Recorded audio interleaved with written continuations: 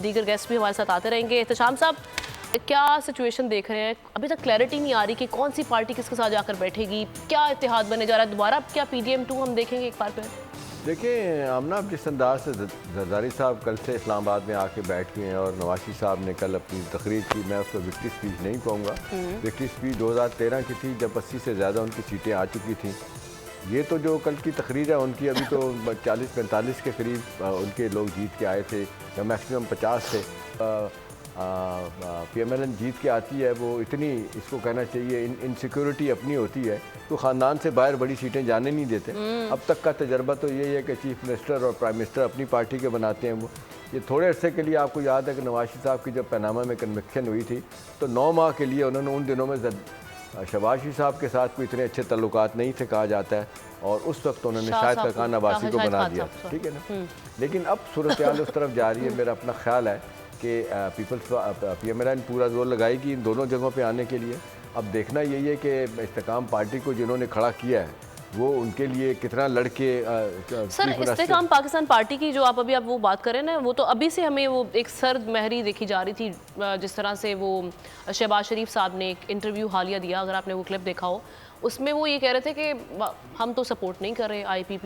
जब अलीम खान साहब की बात हुई थी उनके हल्के में, तो हम तो नहीं सपोर्ट करने जा रहे उनको, तो वो वहाँ पे क्लैरिटी मिल जाती है। तो अब कहाँ वो चीफ मिनिस्टर उनको कंसीडर करें? देखिए आप अगर उनका बयान, अलीम खान का और इनका जहांगीर तरीन का बयान देखें 2 दिन पहले जो आया था उनका, जी अकाब और शेर मिल के इलेक्शन लड़ेंगे, हुकूमत हम बनाएंगे। बहरहाल ये उनका अपना नुक्ता नज़र है, उनको PMLN में कितनी पज़राई मिली कितनी नहीं मिली। लेकिन आप ये देख लें कि किसी हद तक तो दोनों साइड ओन करें ना, PMLN ऑन ही नहीं करेगी। उनका ओन करना इससे ज़्यादा क्या हो सकता है कि नवाशी साहब ने अपने हल्के में जाके वोट किया, किसको, ओन चौधरी को वोट किया उन्होंने, ये भी देख लेना। कुछ सीट्स पे नहीं, मतलब एक सूटेबल लग रहा था, पार्टी हेड के तौर पे आप देखना उनका जाना बड़ा सिंबॉलिक है, बड़ा सिग्निफिकेंट है। तो चलें, अब जाहिर सी बात है इख्तलाफात उनके किस हद तक हैं किस हद तक नहीं है, लेकिन मेरा अपना ख्याल है ये अकोमोडेशन होगी, अकोमोडेट करेंगे एक दूसरे को। अब कितना कुशन है किसी के पास किसी को देने के लिए, एक सवाल है। दूसरा जो सबसे बड़ा सवाल है और शायद आखिरी सवाल है कि ये आज़ाद 100 अरकान जो है ना, ये किस तरफ जाएंगे, ये स्विंग करेगा वोट कितना, कौन इनको रीच अच्छा, आउट इनके कर लिए पाएगा? सूटेबल आज़ाद के लिए कौन सी पार्टी हो सकती है? क्योंकि हमने देखा डेफिनेटली ये वो आज़ाद है, हम क्यों ना इनकी बात करें। PTI के आज़ाद कैंडिडेट्स आई हैं तो जिन्होंने मेजॉरिटी में जिनकी सीट्स आई हैं अभी तक, तो सर इनके लिए सूटेबल क्या होगा? क्योंकि ये वो अरकान थे जो एक पार्टी से मुंसलिक थे, अभी इनका सिंबल गया इलेक्शन सिंबल। उससे पहले तक तो ये लोग ये बात करते रहे ना पार्टी सिंबल, तो उससे पहले तक तो ये डेफिनेटली मियां नवाज शरीफ साहब को बहुत ज़्यादा तनकीद का निशाना बनाते रहे, डेफिनेटली पाकिस्तान पीपल्स पार्टी को भी बनाते रहे। लेकिन जिस हद तक इन्होंने PMLN के साथ बारे में बातें की या स्टेटमेंट्स की या जो दिखा इनका एक बयानिया था, तो वो कहीं ना कहीं जाके हिट नहीं होगा। अगर ये PMLN की साइड लेते हैं तो इनके लिए कहीं ना कहीं सूटेबल ऑप्शन पीपल्स पार्टी नहीं होगी निस्बतन। देखिए आमना, तनकीद की हद तक तो शायद लोग सोचें कि यार तनकीद होगी, लेकिन मैं बड़ा क्लियर हूँ कि ये कोई नज़रियाती पार्टी नहीं है, कोई नज़रियाती सोच रखने वाली नहीं है। PTI की वो सारी हमारी सियासी जमातें, और ख़ास तौर पे 85 के इलेक्शन जो नॉन पार्टी इलेक्शन हुआ है, वो कहते हैं पाकिस्तान की तारीख़ का वो सियासी जहर है जिसने बेड़ा गर्क किया।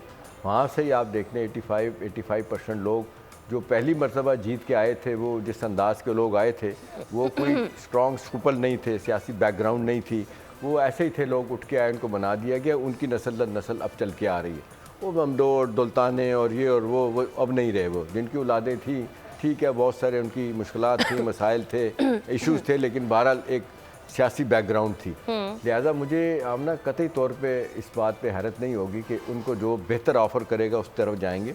इस बेहतर ऑफ़र में वजारतें भी हैं, इस बेहतर ऑफिस में सो कॉल्ड डेवलपमेंट बजट भी है, इस बेहतर ऑफ़र में उनके लिए इनडायरेक्ट डायरेक्ट बेनिफिशियल आपके मॉनेटरी बेनिफिट की बात भी होगी। आगे चल के उनको कहाँ पार्टी, ये जो आपकी बेशुमार नेशनल असम्बली की आप देखें कमेटीज़ होती हैं, किसी को कहाँ अकोमोडेट करेंगे, किसी को हेड बनाएंगे कमेटियों का, वहाँ पे भी आप देख लें गाड़ी मिलती है, घर मिलता है, पेट्रोल मिलता है, मतलब ये प्रोटोकॉल हर चीज़ मिल जाती है। लिहाजा मैं बिल्कुल कन्विंस्ड हूँ कि किसी ने आके इस बात पे बहस नहीं करनी कि भाई 804 कैदी का क्या करना है आपने, ठीक है ना, कोई नहीं सवाल पूछेगा। अगर पूछेगा तो फिर सिर्फ माजदा थां लै जाए कि यार ओदा भी कुछ कर लो भाई जी, वो भी अंदर बैठा ने। अदरवाइज़ ये है कि वो देखेंगे हमें क्या मिल रहा है।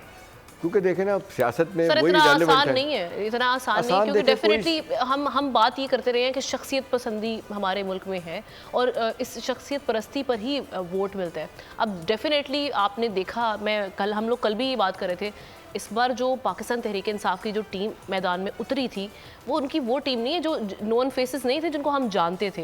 ये वो फेसेस थे जिसको आप बी टीम भी नहीं कहेंगे, आप सी टीम कहेंगे, क्योंकि लोग आए बदले जिस तरह से न्यूज़ कॉन्फ्रेंसेस भी आती रही, लातालुकी का इजहार भी करते रहे, फिर तीसरी टीम आई है, अब वो जाके मैदान में उतरी है। तो डेफिनेटली अगर वोट पड़ा है तो वो एक शख्सियत पर पड़ा जाकर। तो इतना कैसे आसान होगा कि आप अवामी मैंडेट लेते हैं किसी एक शख्स के नाम पर और उसके बाद आप अपना जो इत्तेहाद है। अच्छा अब ना आपका सवाल है, लेकिन ये उस हद तक जाएगा जो फर्स्ट ईयर की लीडरशिप है, शायद शहरयार अफरीदी हो गए, कासिम खान तो चले नए हैं लेकिन बहरहाल पार्टी के एक हेड भी हैं।